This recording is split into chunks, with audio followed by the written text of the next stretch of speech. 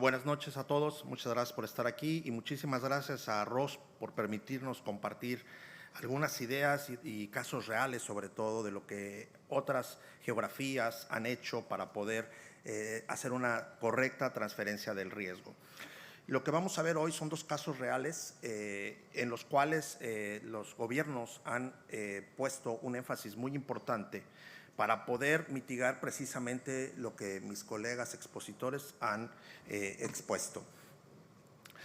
Lo que vemos aquí en este gráfico es que en la parte de la derecha para ustedes es que los eventos cada vez son más grandes y cada vez tienen más afectación económica. Si vemos la línea punteada, es el promedio de pérdidas, no voy a profundizar en tanto, pero son el promedio de pérdidas que se tienen en los últimos 20 años. Pero sin embargo, si tomamos la misma estadística solamente de los últimos 10 años, vemos que sube considerablemente esas pérdidas. Entonces, como uno de los colegas expositores mencionó, estos eventos parece ser que hay una tendencia no a ser más pequeños, sino ser más constantes y ser más grandes. También, pues aquí vemos la cantidad de huracanes que pasan por esta zona y obviamente es un riesgo que está latente cada año va a haber esto. A diferencia también de los terremotos, que los terremotos no tienen esta misma recurrencia, pero sí tienen la potencia para ser muy destructivos y afectar las economías en forma muy relevante.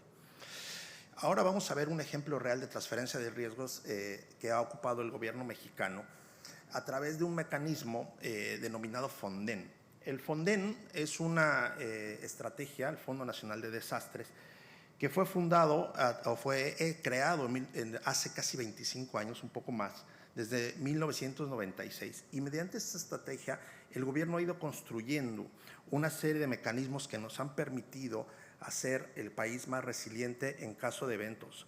Un país como México tiene exposición de huracán, tanto en el Atlántico como en el Pacífico, más terremotos. Esto evolucionó a términos regulatorios. En el año 99 se crearon las reglas de la operación del Fonden. Y esto quiere decir que hubieron mecanismos ya dentro de la legislación para poder actuar en caso del evento en cuestión.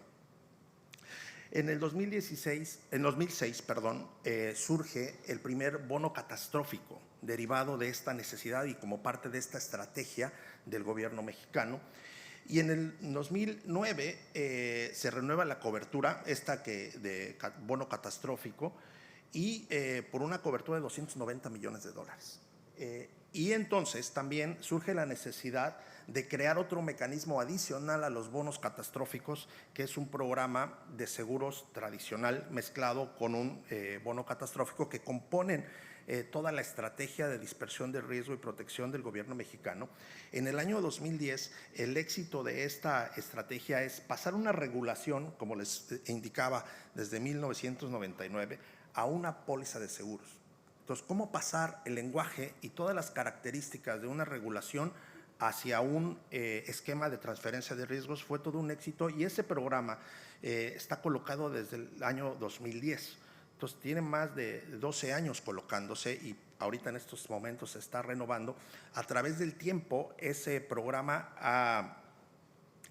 ha tenido afectaciones, entonces ha ayudado a la recuperación de las finanzas del gobierno mexicano. Ese esquema del Fonden se modificó en el año 21 y ahora simplemente se llama seguro catastrófico. Y ese seguro catastrófico pues continúa con este mecanismo de protección para el gobierno.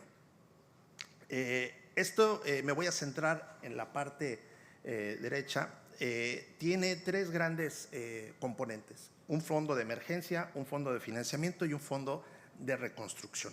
Emergencia quiere decir todos aquellos gastos inmediatos de un evento, comida, agua, tiendas de campaña, todo lo que se necesita al momento de ocurrir un evento. Tenemos el financiamiento, que es de dónde va a salir el dinero para pagar todo lo que se tenga que hacer. Y finalmente tenemos el fondo de reconstrucción. Si se cayó una escuela, si se afectó un hospital, si se cayó un puente, pues no es suficiente atender solamente a la población, sino es necesario también reconstruirlo. Y para eso es donde operan estas pólizas. De este lado tenemos los dos, digamos, mecanismos principales. Tenemos la Secretaría de Gobernación, que es como el Ministerio del Interior, que es el responsable de hacer toda la estrategia de administración de riesgos del país. Y por la parte de abajo tenemos al Ministerio de Finanzas, la Secretaría de Hacienda y Crédito Público, que nos permite tener los mecanismos económicos precisamente para crear las protecciones del gobierno mexicano a través de una compañía de seguros del gobierno mismo que se llama Agroacemex. Y como vimos, en la parte de derecha tenemos la emergencia, financiamiento y reconstrucción y los instrumentos de transferencia de riesgos que son los bonos catastróficos y el seguro y reaseguro que están detrás de estas protecciones. Esto es interesante porque mis colegas han mencionado de dónde sale el dinero. En esta misma regulación, el gobierno mexicano tiene esto ya previsto en la regulación y que es un presupuesto nunca menor al 0.4% del presupuesto federal de cada año, que en números muy gruesos es 1.2 billones de dólares. Y esto permite hacer frente a estos mecanismos, como les decía, primero prevención, porque también es importante verificar que si una comunidad está junto a una fuente de agua, un cuerpo de agua, pues es altamente probable que siempre que ocurra un elevamiento de esa agua, pues va a causar una pérdida. Entonces, por lo tanto, es mejor mover a esa población de ahí. Entonces, para eso es el Fondo de Prevención, además de todos estos mecanismos de poder ayudar a la sociedad a que esté mejor preparada y entienda estos riesgos a los que está expuesto. También tenemos durante y después de los desastres el seguro catastrófico que está enfocado, como indicaba, a la reconstrucción. ¿Cuáles son las principales características de esta forma de transferencia de seguro catastrófico? Tenemos que el Ministerio de Hacienda, ¿no? Secretaría de Hacienda y Crédito Público, emite una convocatoria para que las partes involucradas se reúnan y evalúen si es un evento perturbador. ¿Por qué? Porque no todos los eventos son de esta magnitud.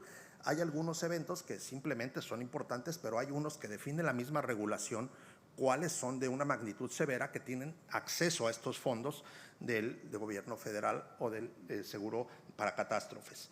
Este comité analiza y dice, bueno, sí, esto es un fenómeno perturbador y este es un mecanismo que ha funcionado muy bien, que es a través de los mecanismos adecuados, se paga directamente a los contratistas que están reconstruyendo las ubicaciones dañadas. Entonces, eso facilita muchísimo todo el proceso porque se está garantizando que esto se reconstruya en caso de un evento perturbador.